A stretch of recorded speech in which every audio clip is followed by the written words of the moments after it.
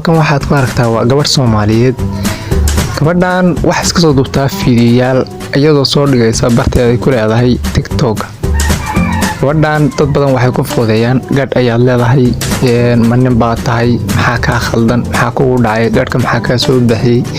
waa su'aal isweydiin leh, laakiin sidaan aragno ayadu kulli ma dhibsanayso. kulli waa gabadh isku kalsoon. kalsooniduna waa muhiim, qofka bini'aadanka inuu isku kalsoonaado aad iyo aad bay muhiim u tahay.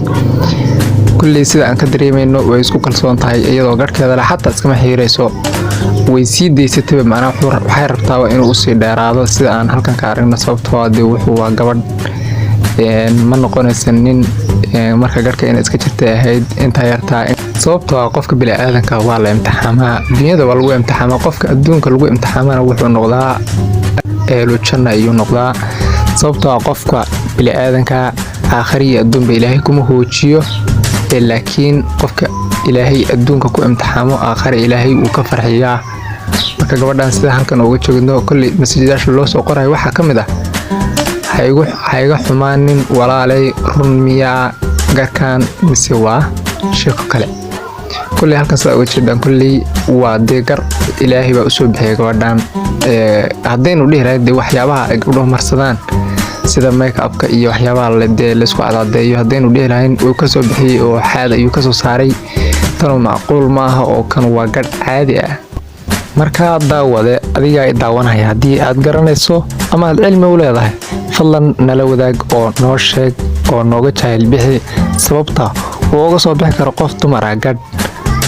garka waxa caado u ahayd ama lagu yaqaanay ragga ayaa lagu yaqaanay, laakiin dumar gadh ka soo baxa waa arrin macnaha wax ku lamaan yihiin ama arrin ma garanaysaa cilmi u baahan oo looga baahan yahay inaan macnaha lagu degdegin ama aan ma garanaysaa lagu dambaabin. marka anagoon waxaan ka sheegaynin gabadhan kulli waa walaasha, waa gabadh Soomaaliyeed. dhihi mayno waxaan goorma heshto mindha wuxuu waa nin, dhihi mayno kuma dambaabi karno.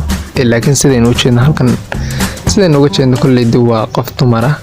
marka haddii aad adigu cilmi u leedahay fadlan la wadaag oo waxaad noo sheegtaa sababta uu uga soo bixi karo qof dumar ah uu gadh uga soo bixi karo. dumarka qaar waxaa jira markay waxyaabaha la isku cadeeyo ama waxyaabaha ma garanaysaa make-upka iyo waxyaabaha dumarku ay marsadaan ee la isku cadeeyo, dumarka waxaa jira qaar markay marsadaan ma garanaysaa dhabanadooda ay xaad ka soo baxaan ama ay ma garanaysaa jidhkooda badanaa uu isbedelo oo nin ay u ekaadaan. ma garanayno dii sababtaas inay ma garanaysaa ay sidaas u noqotay. bal daawade adigaa daawanaya fiidiyowgan iminka hadda daawanaya, haddii aad nin tahay oo uu kaa soo baxo waxyaala qaar markay marsadaan ma garanaysaa dhabanadooda ay xaad ka soo baxaan ama ay ma garanaysaa jidhkooda badanaa uu isbedelo oo nin ay u ekaadaan. ma garanayno dii sababtaas inay ma garanaysaa ay sidaas u noqotay.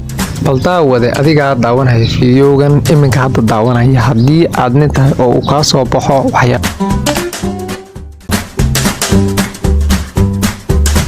bantaana wax badan sii dhihin, bal waxaan jeclaan lahaa horta inaad heestan ila dhegeysaan. warba heestan ila dhegeysa horta.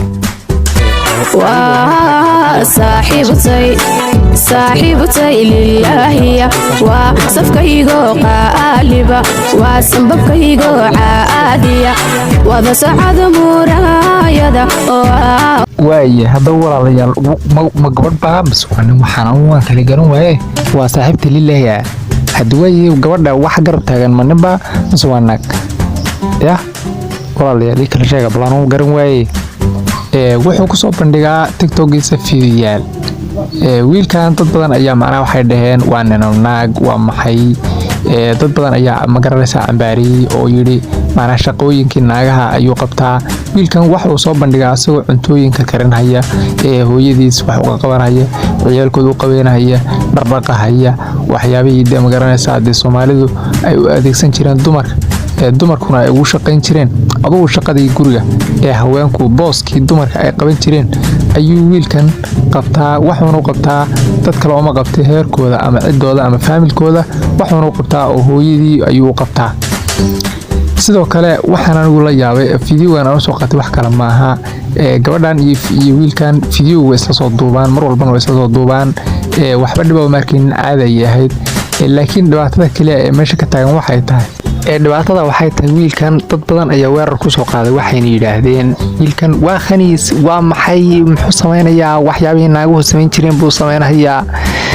Sababta keentayna wax kale ma ahee waxa weeye waa maadaamaad ogtihiin social mediaha waxa ka jira iyo qaabka ay wax u socdaan. waad ogtihiin Soomaaliya inay khaniisnimadii iyo qowmuluudnimadiiba ay soo korodhay oo hadda magaranaysaa meel walba qowmuluud uu taagan yahay. social media hadda soo gasho saab markaad u fiido adigoon u jeedin inaad daawato inuu ku qowmuluud ama khaniis uu sadax kaaga soo horbaxahay. marka sidaa awgeed ayaa kaliftay in wiilkan waxaa lagu tilmaamo isagana magaranaysaa uu jiro uu noo jiro oo filan uu noo jiro ama dee magaranaysaa uu wax ilaahay sida u galay uu yahay. waayahay fiidiyowga sababtaan usoo qaata waxay tahay waa horta fiidiyow iska fani si markii loo fiiriyo, laakiin dad ayaan ka dabageyn rabay af Soomaaligu macnaha aanan ashku ahayn ama af Soomaaliga aan si sax u garanayn. dad baa waxay u yaqaanaan biyaha in magaranaysaa la dhamo ama la cuno. biyaha annagu waxaanu naqaanaa af Soomaaliga saxda markii laga hadlayo waa la cabaa, laakiin lama dhamo lamana cuno. cabitaan haddii la dhaho waxyaabo badan ayaa loo isticmaalaa. sharaabka waa loo isticmaalaa, sigaarka waa loo isticmaalaa, iyo waxyaabo kaloo badan oo la nooca. shaaha sidoo kale waxaa loo isticmaalaa cabitaan. laakiin cunto haddii la dhaha iyadana sidoo kale dee waynu iska garanaynaa dee hunguri, bariiska, baastada, cambuulada, dee waxyaabahaasna waxaa loo isticmaalaa cunto. laakiin biyo waa cabitaan.